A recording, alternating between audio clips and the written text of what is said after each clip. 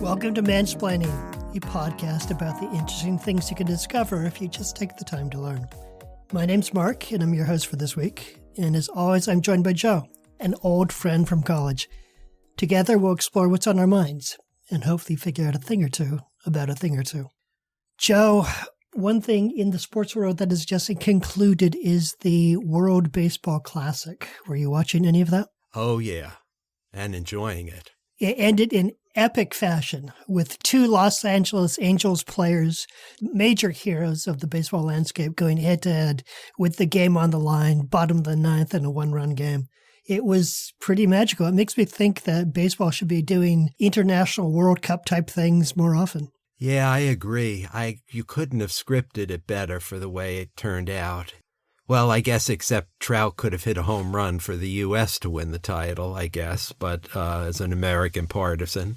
But yeah, it really was just beautifully done. And not just the finals. Many of the games were epic. And the enthusiasm of the fans was so inspiring to me, you know. Baseball's got a great thing. They just got to run with it, you know. Yeah, which takes us directly, very immediately into this week's topic, because I asked you about sports on television. And this question was posed to me by a series of things that I came across my attention. First, hearing that some networks that broadcast local sports were struggling financially and teetering on the edge of bankruptcy. And then also some sources that I listen to or that I read talking about how cord cutting as a phenomenon is really chipping away at the financial health of some sports leagues and possibly imperiling their future. This is a topic that's dear to my heart because, of course, I grew up watching sports on TV. It's been a big part of my cultural identity, identifying with these sports and these teams. So I wanted to know, is cord cutting a apocalyptic event for sports in this country, or are these sports just going to find some other way to make their money? So I sent you down the rabbit hole. And what did you discover? Yeah, well, thank you for this rabbit hole because, as you mentioned, I'm also a big sports fan, and it was an interesting question with a lot of layers, and I hope I'll adequately explain all the layers. A quick note up front, Mark. I'm going to restrict my answer to the four major professional sports in the United States: baseball, football, basketball, and hockey. Sure. Many of these regional sports networks, in your question, also carry college and even high school sports, as well as the minor leagues and lots of pseudo sports. So you'll have to forgive me if I don't drill down on the World Poker Tour or the Cornhole Championship. Yeah, I was hoping to hear about the future of high-a-lie in this country, but I guess I'll have to get that from somewhere else. Yeah, you sure will. Okay, I want to start by explaining what's going on so our listeners understand the timeliness of your question. Regional sports networks, or RSNs, are the cable or satellite channels that produce and broadcast the local games of our favorite sports teams. For that privilege, they pay teams an annual rights fee that usually amounts to tens of millions of dollars or more. The fees are in the billions for national rights, but we're talking right now about local rights.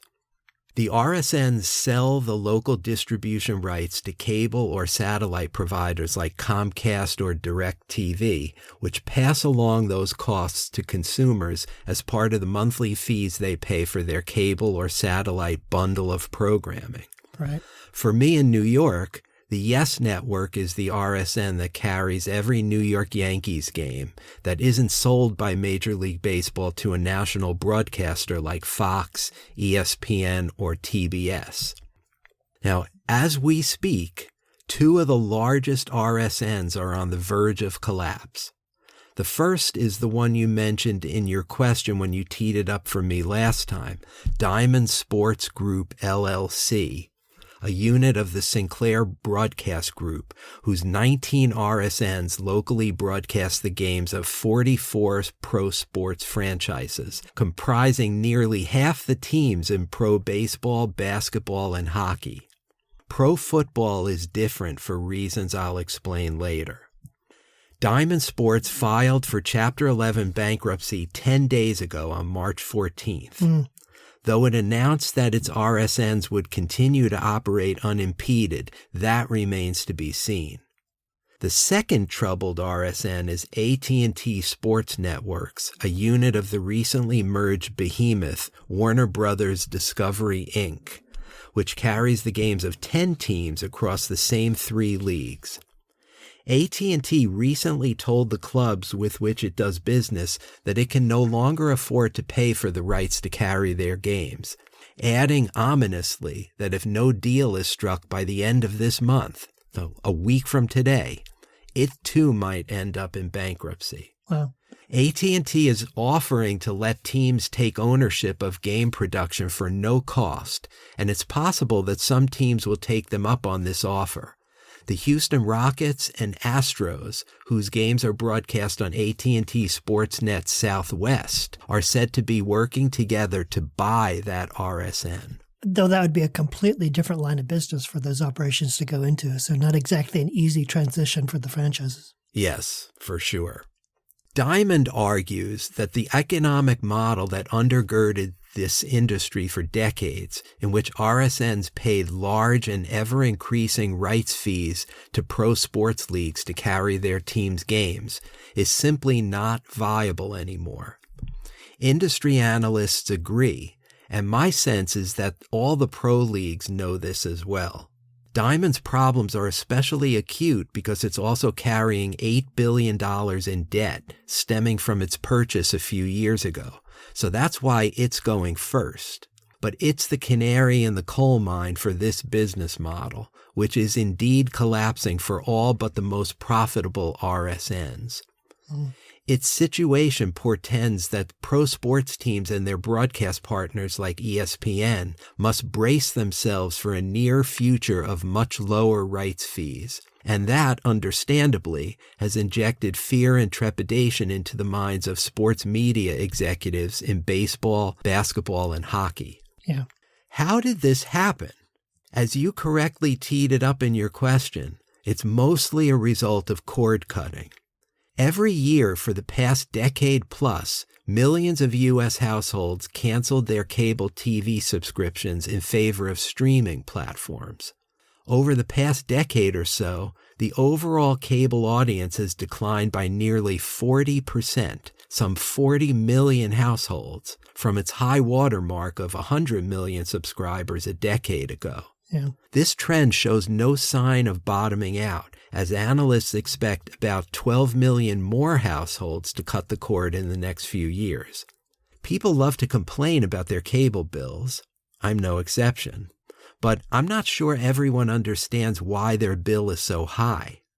Cable subscribers essentially subsidize the viewing habits of sports fans like me by paying several bucks a month to each local RSN as part of their cable bills, regardless of whether or not they watch those channels. Yeah. My mother was a cable subscriber for decades, never once watched a single sports game, and yet paid for that month after month for that entire period. Yes. And as a longtime cable subscriber myself, I know I should feel guilty about this, but I don't, because my cable bill supports the viewing habits of other niche audiences like movie lovers by subsidizing their channels, which I never watch. Now, the willingness of cable customers to cross-subsidize each other's preferences is key to cable's profitability, and that's precisely what's going away after cord cutting reaches critical mass. I've been dreaming about cutting the cord for years, but I haven't done so yet, mostly because the two things I most like to watch on TV, live sports and cable TV news programs, are the most difficult channels to recreate piecemeal without spending as much as I'm already spending on cable. Yeah. Mark, you mentioned in your question that you cut the cord a long time ago, so I'm curious, have you missed any of your favorite teams or channels as a result of doing that? Not so much. There was a period when I missed ESPN. I liked SportsCenter's combination of sports and humor. It just it plugged into two things that I enjoy. But for me, it was very clear that I was paying a lot for a little. And I just decided that I would probably be able to find enough through other avenues to make up the difference. And I would enjoy getting that money back every month. So yeah, I cut the cord 15 years ago and I have not regretted it. Yeah, boy, that's a long time ago. You were at the beginning of this wave. Yeah. It sounds like you haven't looked back either. So hopefully I'll join you one of these days. Before I get to the heart of your question about whether this is an apocalypse for pro sports, I want to say a few more things about the phenomenon of cord cutting, which I find fascinating. People cut the cord first and foremost to save money, but the audience for sports on TV was arguably declining even before cord cutting became a problem. Younger generations are simply not as fond of the boob tube as the baby boomers and Gen Xers who came before them. Yeah. The Gen Z cohort, people born between 1997 and 2012, who account for 20% of the U.S. population, is particularly sports averse. Only 53% of Gen Zers identify as sports fans. They are half as likely as millennials to watch live sports regularly, and they're twice as likely never to watch. Yeah. They prefer esports like video games, whose availability on live streams makes them more accessible to the perpetually plugged-in Gen Zer than traditional pro sports and athletes. Yeah. And they're probably on their Xbox or PlayStation actively taking part in video games as opposed to going out to a softball field and playing in sports. Yeah, right. They're playing Madden instead of watching football games. Yeah. Or jumping onto Twitch to watch someone else play Madden. Exactly, yes. It's also worth noting the accelerated rise of paid streaming services like Netflix that gave consumers the ability to opt out of paying for content they never watched or didn't want to pay the cable company for anymore. I know it sometimes seems like Netflix has been around forever, but it only got into the subscription video on demand business in 2007, which is barely more than 15 years ago. In that short time, Netflix and its streaming competitors have stolen millions of viewers from the cable companies, and many viewers today stream their favorite programs on demand instead of watching the linear offerings on TV. Despite its dominance, the streaming market is not mature yet.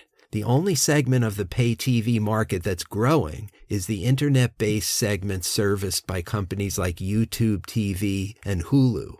And those companies have thus far been unwilling to carry RSNs because they believe the high carriage fees are not worth passing along for a product that serves only a relatively small subset of their viewers. Yeah. Outside of Netflix, no major streaming service has turned a profit yet, including those programmed by the major broadcasters and tech companies. But that's likely to change as more and more people turn to streaming. Indeed, an enormous transition from TV to digital is already underway, and live sports are going to have to get with the program. Diamond's bankruptcy is likely to hasten the shift from RSNs to a direct-to-consumer model for live sports in which people no longer subscribe to cable TV packages and instead stream the games of their favorite teams. When you hear me refer to the digital transition the rest of the way, this is what I'm talking about. Okay, you asked which pro sports leagues are better and worse positioned for the digital transition. So let's take them from best off to worst off. For pro football fans, the Diamond bankruptcy and the gradual unraveling of once thriving RSNs means absolutely nothing. Yeah. Unlike the other major sports, every NFL game is televised by a national network, so there are no local RSNs involved. Mm-hmm. As much as it pains me to say this as a baseball partisan, pro football is by far the most popular sport in the USA and has been for years. Its short season of 17 mostly weekend games is conducive to national distribution and makes each regular season game compelling in a way that just isn't true of the other major sports. Yeah. I think that's a big point that I have experienced very much myself. As at one point in my life a Mariners fan and a Seahawks fan. I saw every Seahawks game as a must-watch because every single game is important to whether or not your team makes the playoffs. And Mariners games, like maybe you start really paying attention towards mid-July. And until then, you could just be sort of vaguely aware of what's going on with the team. So there's an urgency to football that I think translates into a more sticky audience total. Yeah, though I don't watch the same way you do, I certainly can understand where you're coming from. There's a lot of truth in that. The NFL pools all its national revenue, not just from broadcast contracts, but also from sponsorships and merchandise sales. It's a lot of revenue. The NFL's broadcast contracts, most recently renewed in 2021, are worth more than $110 billion. And that money accounts for 75% of each team's revenue. The league divides it equally among its 32 teams, regardless of how well they play, which essentially means financial parity. If the Republicans in Congress are serious about investigating the threat to the American way of life from creeping communism, they might want to start with the NFL's centrally planned economy. Thanks to Marx and Engels, the NFL is easily in the best position of the big four leagues going forward, at least until Tom Brady develops CTE and parents around the country finally wise up and refuse to allow their sons to play such a violent and dangerous sport. Yeah.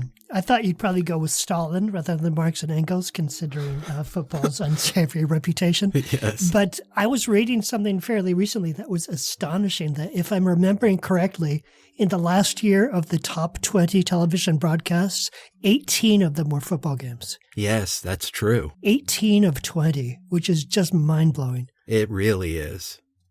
Even though RSNs account for about 15% of basketball's annual revenue, the NBA is also in a reasonably good position because its rights are gaining in value. In 2025, the league will renegotiate its national contracts, and with many huge media companies expected to submit bids, industry analysts expect the NBA to double the value of its current deal, which will help offset any losses from its struggling local RSNs. As for the NHL, we don't know what percentage of hockey's revenue comes from RSNs because they don't publish that information. But national rights to NHL games are not nearly as valuable as NBA games. Mm-hmm. That means the diminishment of RSN revenue is unquestionably a bigger problem for the NHL, which released a statement last month saying it would be, quote, prepared to address whatever circumstances dictate to provide our fans with access to our games, end quote. That's a remarkably vague statement, isn't it? Yeah. Well, everyone's in a holding pattern right now. That's why it's so vague. Yeah. Really, the history is playing out as we speak. I want to point out one fortuitous circumstance shared by the NBA and the NHL. It's that their 2022-2023 seasons are nearly over as we tape this episode. And Diamond and the other RSNs have already made virtually all their rights payments for this season, so both leagues' remaining regular season games will not be affected much by the insolvency of the RSNs. Not so baseball, which is in the worst position of the four big sports for a few reasons. Not only is this crisis blooming just as the 2023 baseball season is about to begin, but baseball's much longer 162-game season makes it primarily a local sport from a media rights perspective. MLB teams derive anywhere from 20% to 50% of their revenue from local TV rights deals with RSNs. As you pointed out in your question, that revenue stream plays a disproportionate role in determining what teams can spend on operations, which in baseball's case covers everything from player development to player salaries. Factor in the aging demographic of non-digital savvy fans, like yours truly, who also make up the vast majority of folks who haven't cut the cord. plus the fact that baseball has fewer nationally marketable teams and athletes and hasn't devoted the same resources to building a national brand the way the NFL and the NBA have. And you have a perfect storm of circumstances that puts baseball in a particularly tough spot to ride out the rough financial seas that are coming. Yeah. Diamond hopes to use bankruptcy to rid itself of underperforming assets. An MLB source told The Athletic that as part of its reorganization, Diamond intends to walk away from at least 4 of its 19 RSNs, the ones that carry the Cleveland Guardians, Cincinnati Reds, Texas Rangers, and Arizona Diamondbacks. It looks at its RSNs the way a bankrupt retailer looks at its stores, ditching the failing ones and keeping the rest. It hopes to shed most of its $8 billion debt and emerge from bankruptcy able to stream local games on its streaming app, Bally Sports Plus, which typically costs consumers about $20 per month. Diamond's hopeful vision of the future raises 2 big questions. The first question is, who will control those local streaming rights? The reorganized, leaner and meaner RSNs like Diamond, or the leagues themselves? From my research, I think the most likely answer is both. Diamond's negotiations with the NBA have been amicable thus far. Last year, the parties reached an annual rights deal in which Diamond can put regional games on the Bally Sports Plus app if they meet certain conditions. Before Diamond's bankruptcy, the 2 parties were discussing an extension of that deal, which the NBA might still be inclined to do if Diamond continues to meet its payment obligations to NBA teams, which it has done so far. In the meantime, the parties have been working to restructure existing contracts so that NBA fans have continued access to local games in the markets served by Bally Sports, all of which is to say that, at least in the short term, NBA games are likely to still be carried by RSNs. Whether via broadcaster or streaming remains to be seen. NHL Commissioner Gary Bettman made overtures to Diamond similar to those of his NBA counterpart Adam Silver in trying to work with the besieged RSN to salvage the partnership. Baseball's reaction is more interesting to me because I think it points the way to the future. And that might seem counterintuitive as baseball is thought of as the fuddy-duddy of the big 4 sports, but hear me out.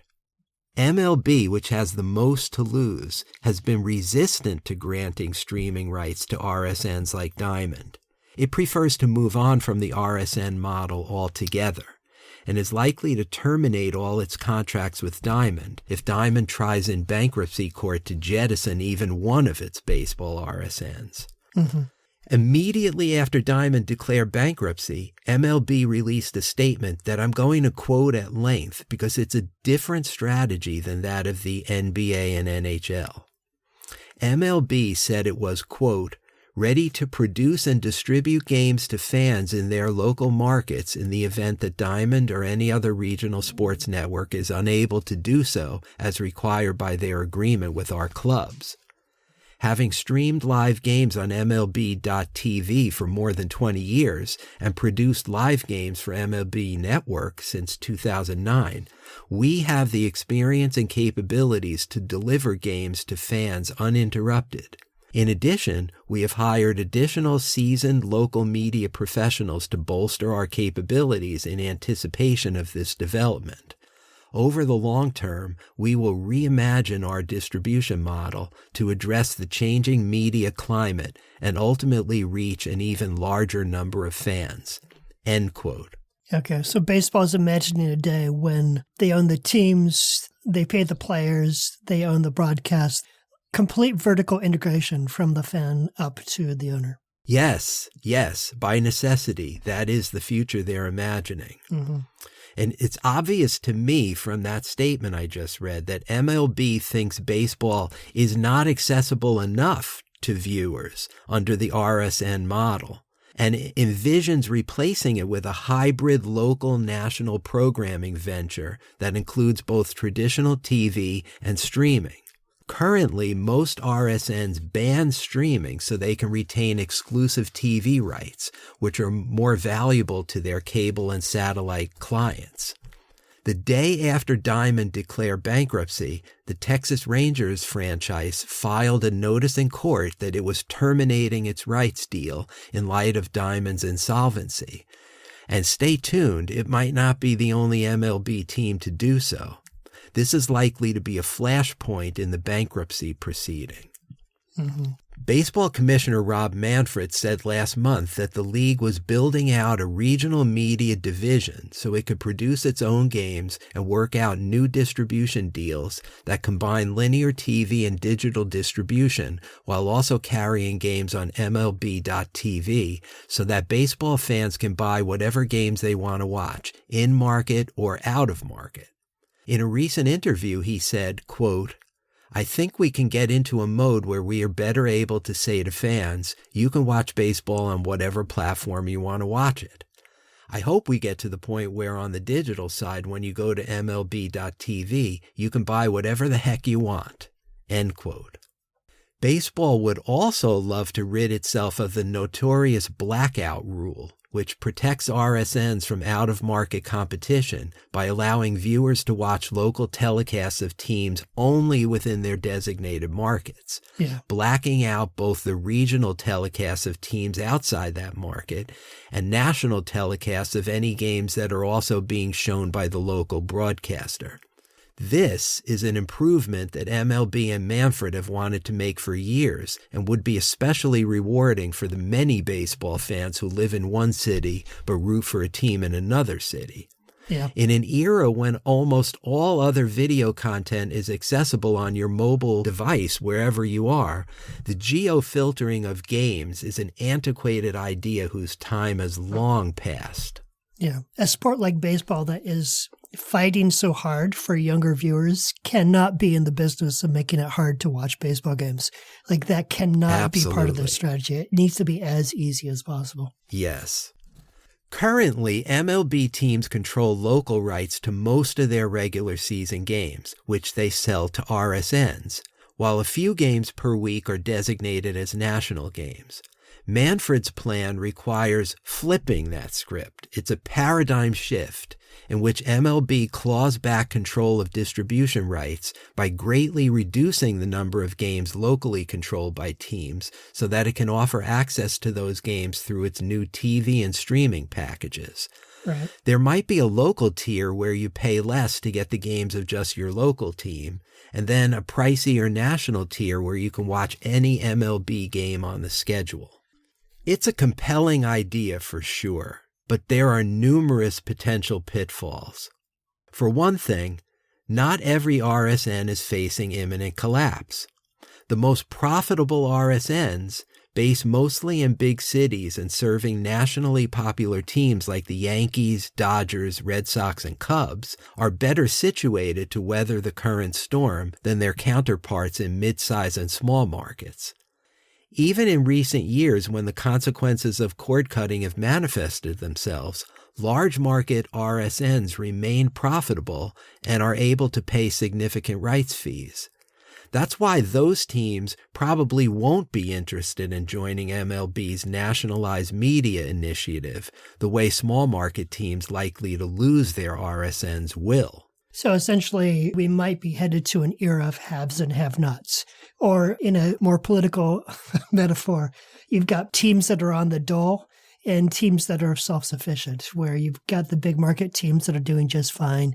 And maybe this is like Social Security for the smaller teams. Yeah, I mean, because it's so hard for me to imagine the Cubs and the Yankees and Dodgers giving up their lucrative RSNs. That's probably what's going to end up happening, but who knows? You know, we could be surprised. Baseball might nationalize its media package and say, screw you to all the large market teams. It's just too soon to tell.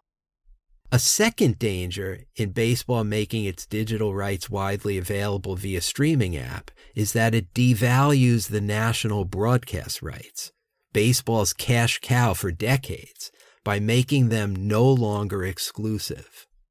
The MLB Players Association understands that player salaries are closely tethered to decisions about distribution revenue, and so they're closely monitoring this situation. Said MLBPA Executive Director Tony Clark, quote, "It's something they, MLB, will need to negotiate with us," end quote.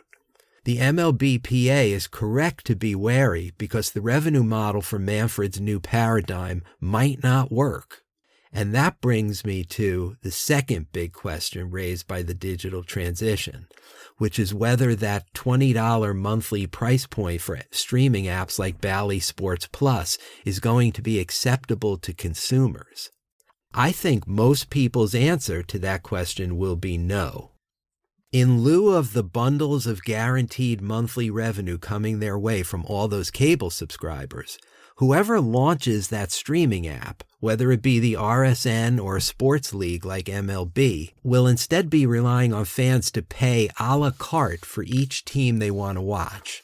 The predicament facing MLB and other wannabe digital providers of sports as they attempt to follow their audiences from cable TV to streaming apps is that their fees will be borne by a much smaller group of users.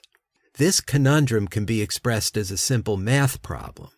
Let's say that under the current cable bundle, cable customers are paying $4 for a particular RSN that carries their favorite team. And that is a typical monthly fee. Then, let's say enough people cut the cord that the RSN goes under and the league starts its own standalone streaming service for that team's games. If only 20% of the former customer base buys that service, which is probably an optimistic projection, the league would need to raise the price by 5 times to $20 per month to generate the same revenue. If only 10% buys the service, well, you see the problem. Yeah. For cord cutters, we're talking about potentially paying $20 per month here, $30 there for each of your favorite teams, not to mention whatever other non-sports content you hope to retain. How many separate subscriptions will be necessary to cover everything you got on cable? Are there enough committed fans willing to do that? I doubt it, at least not from the get-go. Inertia alone will be a problem as many cable viewers won't know where to find their team's games. And like you, Mark, they might think twice about forking over the money they're saving by cutting the cord. Yeah. I'm seeing 2 problems along those lines. First, that is Bally Sports Plus. How many fans are thinking in terms of Bally Sports? If they go to their app store on their phone, they're not going to be searching for Bally. They're probably going to be searching for MLB or whatever it is, and they're not going to find what they're looking for. That's the inertia problem. It's making me think of NFL Sunday Ticket, which is this DirecTV package, which costs $300 to $400. It's more expensive than what you're describing, but it's kind of the same premium experience. And there are fans who are big enough to pay for that. But most people, that's just too rich. Even if you love football, you're not buying that package. You're just aware that there's probably a sports bar in town that has the package. And then so you go there and you get your hamburger and you watch the game there. So I do think that this is going to be a problem. And the price point is going to be an issue. Agreed. And we've been talking about the committed fan. What about the casual fan? Yeah. Until now, sports leagues have taken for granted the casual fans have access to their games via the cable bundle. Will those folks be persuaded to join committed fans on this new fee-based streaming bandwagon?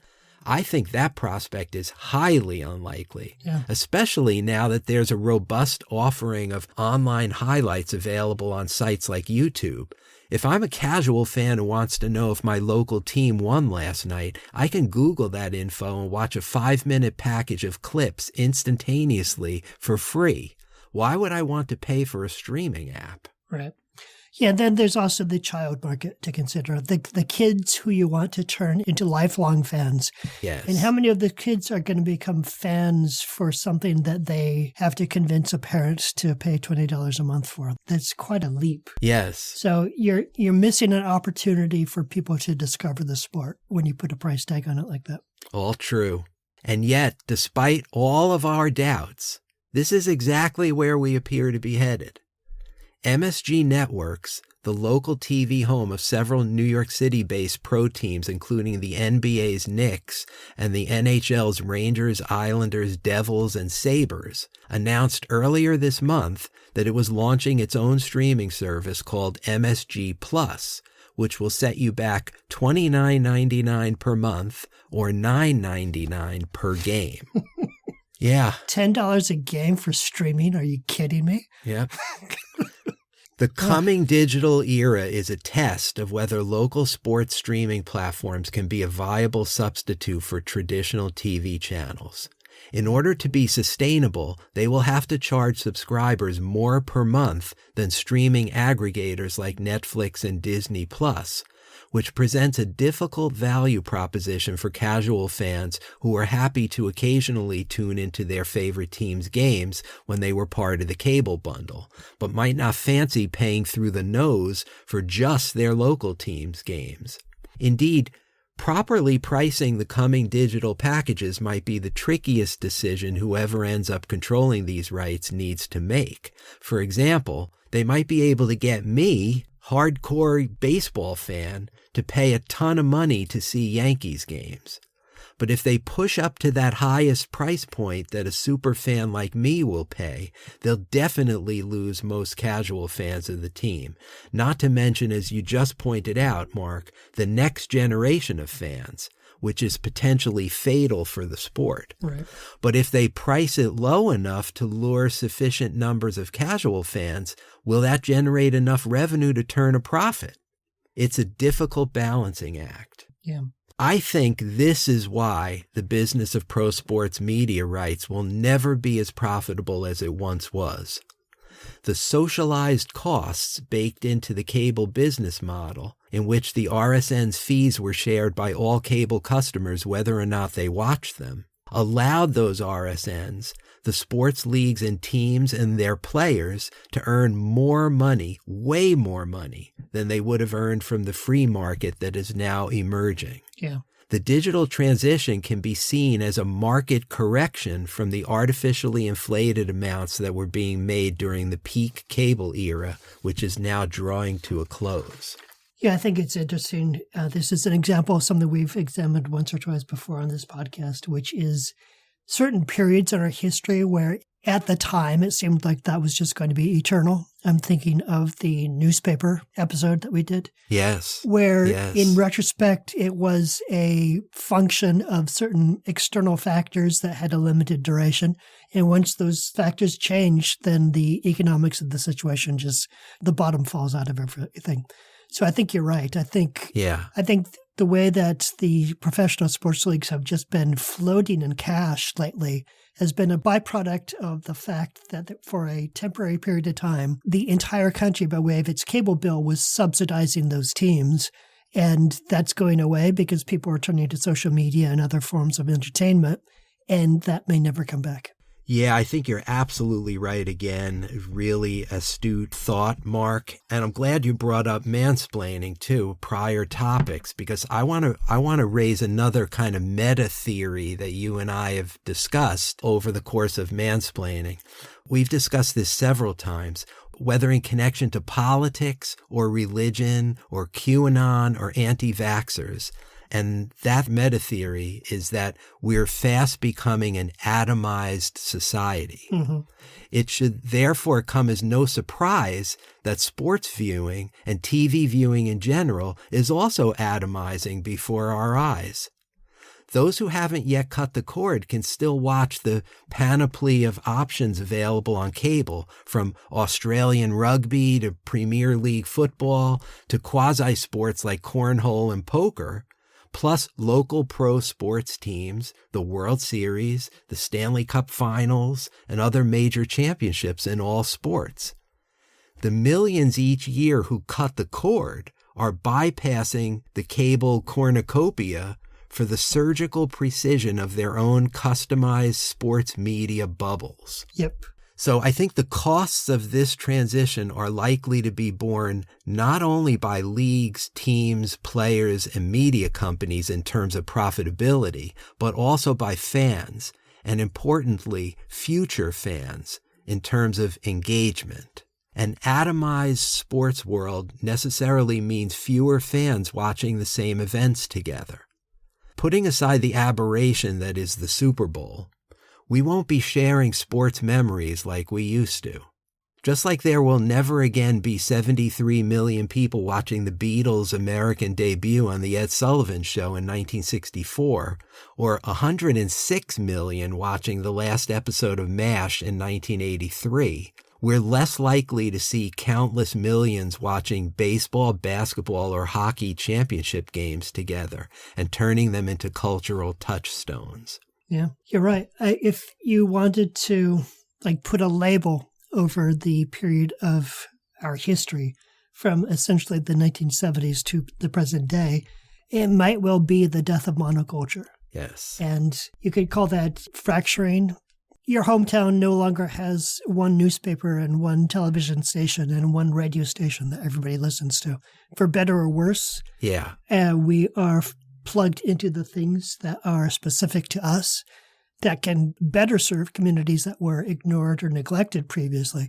But it does definitely cut away at the things that every American holds in common. Yes. I've been calling it atomization, but you see how that phenomenon is a theme that runs through a lot of what we do here at Mansplaining. It definitely explains QAnon. It explains anti-vaxxers. It explains religious differences, political differences, the tribes retreating to their polarized corners. And it seems to me the same thing's going to happen with sports on TV. But I have one final thought. All that said, the impending collapse of RSNs probably won't be apocalyptic for the pro sports ecosystem. And that's because televised pro sports remain wildly popular. As the sports media consultant Lee Burke told The Athletic, quote, "This is not a crisis in terms of the value of sports content. Ratings are strong and much stronger than virtually any other television category. It's the business model that's a problem," end quote. As that business model evolves, things will probably get worse before they get better. Fans like me will pay more to get our team's games, while the leagues, teams, and players that used to be reliant on RSNs will make do with less revenue. But in a decade or two, we may end up with more choices than we ever had before, which, notwithstanding my comments about the atomized society, is not necessarily a bad thing. True. When I was growing up, pretty much the only professional baseball I could see was on TBS, so it was Atlanta Brave games. So I was a quasi-Braves fan at the time, but that's not because I really opted into the Braves. It's just that was the only thing that I could get. And so a scenario in which some future kid for a reasonable price can sample more broadly and connect with the content that really appeals to him, that could be a better audience scenario than the one that we've had. It's going to be a tough decade or two, but I think we're going to end up in a better place where people are picking and choosing what they want to see. And, we're not paying for cornhole and poker and My 600-Pound Life and all the other crap that nobody watches on cable. That's my feeling, at least. Did I persuade you?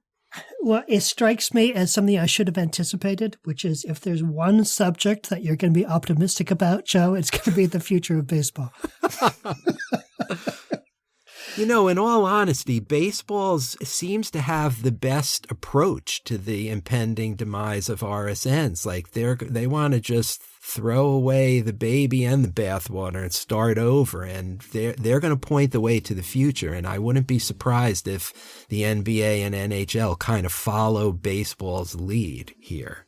But we'll see how it plays out. I agree that vertical integration is the way to go. That's the smart play. I think where baseball's a little bit behind the eight ball, which is they have such a decentralized economic structure as it is, it's going to be hard to get a one-size-fits-all agreement throughout all the teams. And that's where the NFL's approach that somehow back in the league's inception, they agreed to share revenue, and so they've never had to face this problem. It's not that the NFL owners are more enlightened than the baseball owners. The NFL owners are to a man, almost all terrible, terrible human beings, but they're bound within a business structure where a rising tide does lift all the boats. And just baseball needs to figure out a way to get there too. Yeah. Okay, so this is the point in our episode when I usually ask you whether you're ready for your next question. But this time, as you know, Mark, we're going to do something a little different that both of us, I think, are pretty excited about. Yes. We're going to take a question from one of our listeners. Amy in Manhattan was kind enough to record her question for us to play for you now. So with no further ado, here's Amy's question. Hi, Mark and Joe. This is Amy from Manhattan. I've been really enjoying listening to your podcast. I was thinking that you all agree with each other too much. And so I was thinking about maybe a question that would lead to different answers from each of you. So here's my question. I'm wondering what each of you thinks is the best pop song ever written and what your reasons might be for choosing the pop song that you choose. Have fun. Okay, that'll be fun. Yeah, I'm really looking forward to answering this question. Pop music is a subject near and dear to my heart, and I have strong opinions about it, and I'm psyched about this. Well, I can imagine you're excited because I remember in college you talked to your thesis advisor into allowing you to write an essay on the greatest band of all time. So this is just right up your alley. Yeah. My senior thesis, in fact, yes, the most important essay I wrote in my entire college career. Listeners, you will be treated to a special episode next time where both Mark and I are answering a question that is more subjective than most of the questions we handle here in Mansplaining. Right? Yes. Wouldn't you agree? Yes. It'll be interesting what sort of sources we upload for next week's episode, if it'll be any. We'll have to see how that goes. Because I said so will be my source. Yes. Yes. Sources for this episode are Joe and Mark. Right. It'll be fun. And hopefully it will be an encouragement to other listeners to send us their questions. But that's it for this episode. If you have comments or questions about this episode, you can post those to our Facebook group at Mansplaining the Podcast. We post all of our sources there, so you can see which sources Joe consulted in coming up with this presentation. You can also make comments or pose questions that might define a future episode, just like Amy did this week. If you want to help us grow this audience, one of the easiest ways to do that is to leave a rating and a review. And that means going to your podcast platform of choice. Maybe it's Spotify or it's Apple Music or it's Amazon or it's Google or it's wherever you get your podcasts. Go in and give us a 5-star review and say some nice things about us. It does help people discover this podcast. I would go even further, Mark, and say if people are paying money for that cable bundle or that Bally Sports app, just forget that. Send it to us instead. Yes, yeah, absolutely. Our carrier fee so far has been zero. We have borne all the costs for transmission. So it's time for our listeners, I think, to step up. Until then, that was Joe. This is Mark. And thank you for spending some time with us. We'll talk to you next time. That's it for this edition of Mansplaining. Mansplaining is brought to you by Joe and Mark and nobody else. Thank you for hanging out with us for a little bit, and we'll see you next time.